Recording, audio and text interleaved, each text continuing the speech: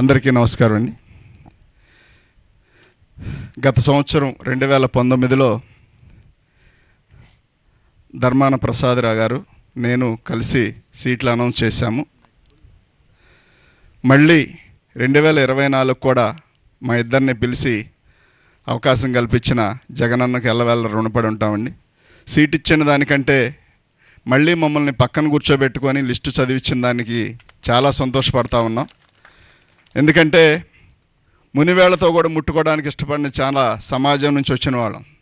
చాలామంది దగ్గర అవన్నీ కూడా అవమానాలు పాలయ్యి అవమానాలు చేయబడి వచ్చిన వాళ్ళని పక్కన కూర్చోబెట్టుకొని నా వాళ్ళు, నా ఎస్సీలు, నా బీసీలు, నా మైనార్టీలు, నా ఎస్టీలు అని చెప్పడమే కాకుండా చేసి చూపించి ఇవాళ మా అందరికి కూడా ఒక నమ్మకం, ఒక భరోసా, ఒక దిక్చూసిలాగా జగన్మోహన్ రెడ్డి గారు ఉండటం, మా జీవితాల్లో వెలుగులు నింపడం చాలా సంతోషకరమైన విషయం.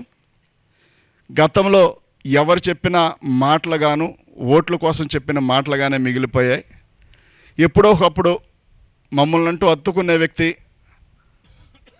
మమ్మల్ని వాసన వస్తున్నారు పక్కనకు వెళ్ళండి అనే వ్యక్తులు కాకుండా దగ్గరకు రమ్మని కౌగిలించుకునే వ్యక్తులు ఏదో ఒక రోజు రాకపోతారు అనుకునే సందర్భంలో మరి రాజశేఖర రెడ్డి గారు, ఆ తర్వాత ఆయన చనిపోవడం, మా జీవితాల్లోనైతే వాస్తవానికి రాజశేఖర రెడ్డి గారి వల్లనే మేము ఆర్థికంగా బలపడ్డాం. ఆయన వచ్చిన తర్వాత రుణమాఫీ జరగనివ్వండి, కరెంటు బిల్లులు కానివ్వండి, ఉచిత కరెంటు కానివ్వండి, కరెంటు బిల్లులు కట్టక గత ప్రభుత్వం హయాంలో మా మోటార్లన్నీ పీకి గుంటూరు మరి ఎస్సీ కార్పొరేషన్లో తీసుకెళ్ళి పెట్టిన సందర్భం. దాదాపుగా 70 మోటార్లు తీసుకెళ్ళి కరెంటు బిల్లు కట్టలేదు. అప్పుడు బిల్లు అంతా ఉండేది కాదు, 15 రూపాయలు 20 రూపాయలు బిల్లు ఉండేది. ఆ బిల్లు కట్టినప్పటికి కూడా మోటార్లన్నీ తీసుకెళ్ళి టీడీపీ ప్రభుత్వం అవన్నీ తీసుకెళ్ళి ఒక చోట గుట్టగా పెడితే మేము 100 సార్లు తిరిగినా కానీ ఆ మోటార్లు ఇవ్వలేదు, పైర్లన్నీ వదిలేసిన సందర్భం.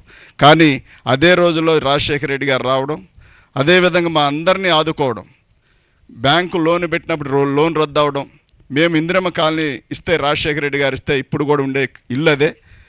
ఇన్ని రకాలుగా మాకు మేలు చేసిన రాజశేఖర రెడ్డి గారిని చూసాం. ఆ తర్వాత జగనన్న అది కాదు అన్నట్టుగా మా అందరిని హక్కును చేర్చుకొని మా జీవితాల్లో వెలుగులు నింపి మా అందరినీ మరి తన సొంత మనుషుల్లాగా తన సొంత బిడ్డల్లా చూసుకుంటూ ఈ రాష్ట్రం మొత్తం మీద ఎస్సీలు, బీసీలు, మైనార్టీలు అందరూ కూడా జగన్మోహన్ రెడ్డి గారిని మరి ఆదరిస్తూ ఉన్నారు. ఇవాళ ఎవరు ఎంతమంది కలిసి వచ్చినప్పటికి కూడా రేపు భవిష్యత్తు దేవుడు పైన దేవుడు నిర్ణయించేది ఒకే ఒకటి, ఆయన ఆలోచన కలిగిన వ్యక్తినే ముందుకు తీసుకెళ్తాడే తప్ప మరో వ్యక్తిని ఆయన తీసుకెళ్లే ఉద్దేశం లేదు. కాబట్టి ఇంత మంచి అవకాశం కల్పించిన జగనన్నకు ఎల్లవేళ రుణపడి ఉంటుంది తప్ప మా వంతు మేమేం చేయగలిగే పరిస్థితి కాదు. ఎప్పుడు ఏదున్నా మాకు జగనన్న కోసం పనిచేయడమే తప్ప మరొకటి ఆశించకుండా జీవితకాలం రుణపడి ఉంటామని చెప్పి తెలియజేస్తూ ఈ చక్కటి అవకాశం కల్పించిన జగనన్నకు ఎల్లవేళ రుణపడి ఉంటామని తెలియజేస్తాను. Thank you.